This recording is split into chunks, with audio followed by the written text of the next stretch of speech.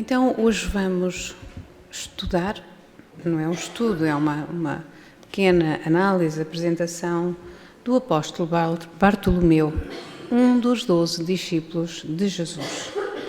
Bartolomeu, Bar-Tolmai, era filho de Tolmai, que em hebraico queria dizer arado ou agricultor. No Evangelho de João, ele não é apresentado o nome de Bartolomeu, mas o de Natanael. Por isso, os estudiosos concordaram em identificar Bartolomeu com Natanael. Natanael deriva do hebraico, que significa presente de Deus ou Deus quem deu. Foi o apóstolo Filipe que apresentou Bartolomeu a Jesus. Foi chamá-lo.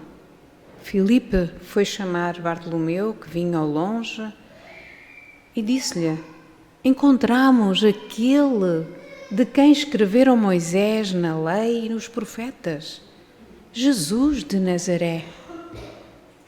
E Bartolomeu, que era um pouco cético,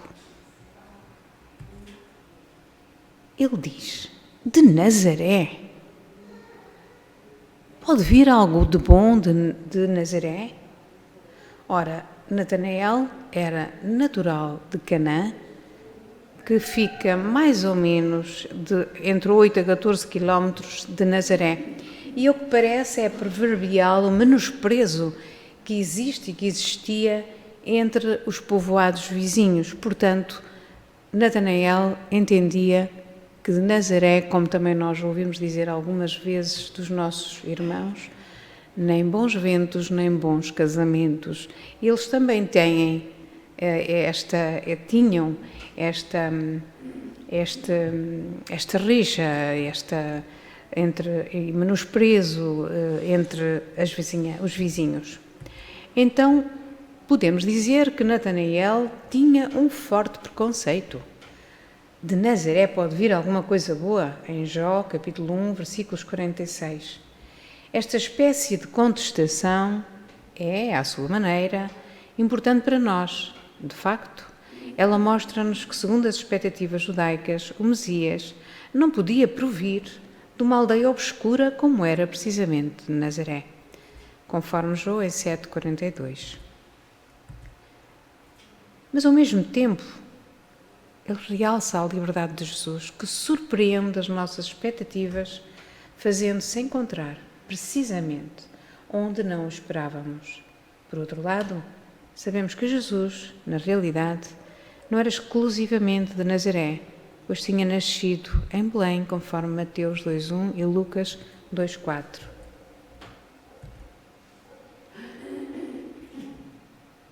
Quando Filipe levou Natanael a Jesus, o mestre foi em direção a Natanael e logo lhe ofereceu uma ponte entre ele e o jovem de Caná e disse: eis aqui um verdadeiro israelita, em quem não há fingimento.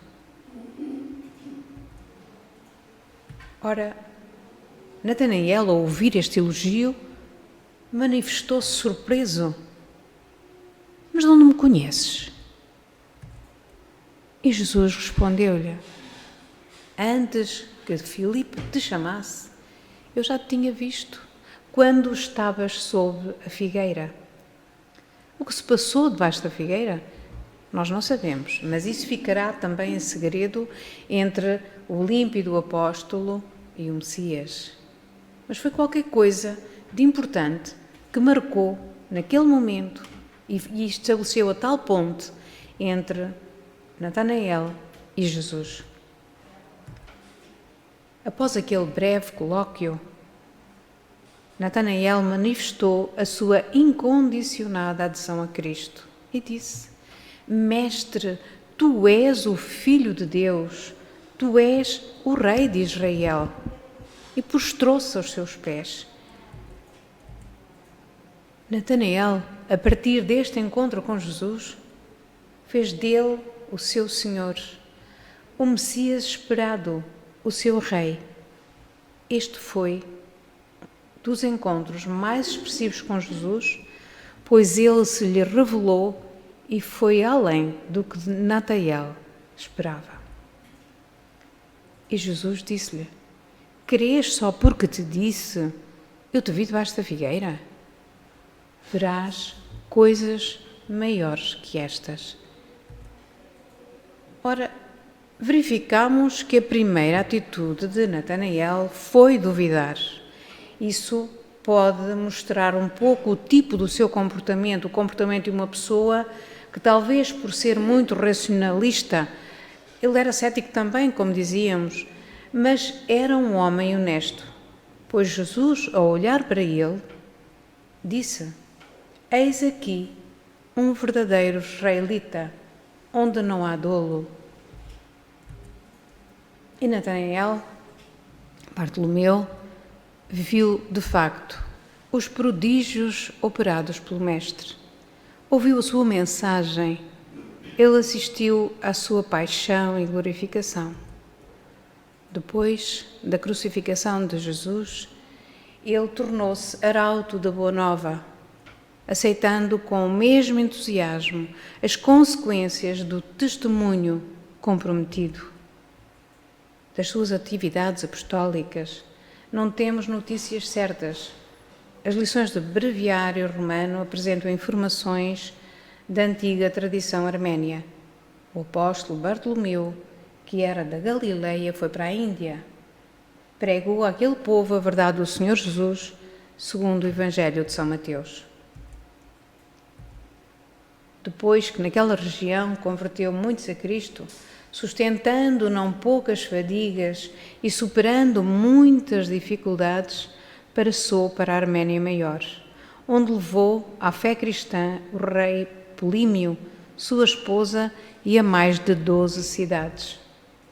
Ora, estas conversões provocaram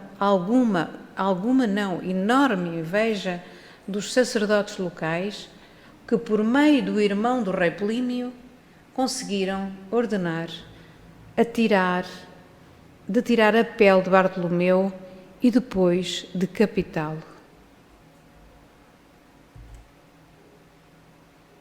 Possamos agora refletir um pouco.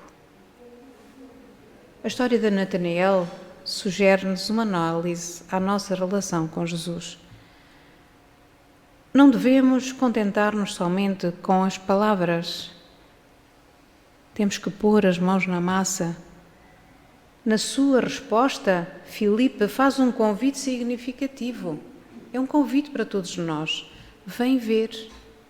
Isto em Jó, capítulo 1, versículos 46. O nosso conhecimento de Jesus precisa, sobretudo, de uma experiência viva. O testemunho do outrem é certamente importante, porque normalmente a nossa vida cristã começa com o anúncio que chega até nós por obra de uma ou de várias testemunhas. Isto acontece também quando vimos a Casa Espírita, em que aqui nos trazem para nós podermos perceber quem somos, porque estamos aqui, porque sofremos, para aprender um pouco mais. Mas temos nós que fazer o nosso trabalho, a nossa reforma íntima, porque se nada fizermos, o que estava mal, pior ficará. Então, mas depois, como dizíamos, devemos deixar-nos envolver pessoalmente numa relação íntima e profunda com Jesus. Mas como? Seguindo e praticando o seu Evangelho. E aqui, nesta casa, nesta escola, através do estudo da doutrina dos Espíritos, tendo por base 2 mandamentos. São só 2. Não custa nada decorar nem fixar. Só que dão muito trabalho. O primeiro é: espíritas, amai-vos. O segundo: instruí-vos, tão importante quanto o primeiro.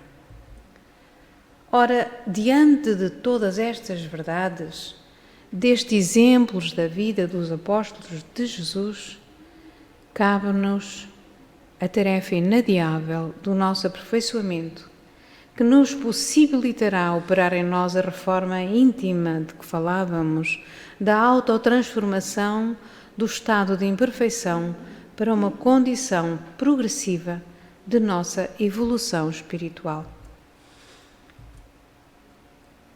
E que Jesus ilumine cada um de nós, que possamos nós também ser seus discípulos, seus apóstolos, para levarmos a mensagem de Jesus a todos aqueles que nos rodeiam e que Jesus possa sempre estar em nossos corações, iluminando-nos, amparando-nos, abençoando a nós, a todos os familiares, este lar, os nossos dirigentes, como nos dizia a nossa irmã, e possa abençoar a terra inteira, tão necessitada que se encontra.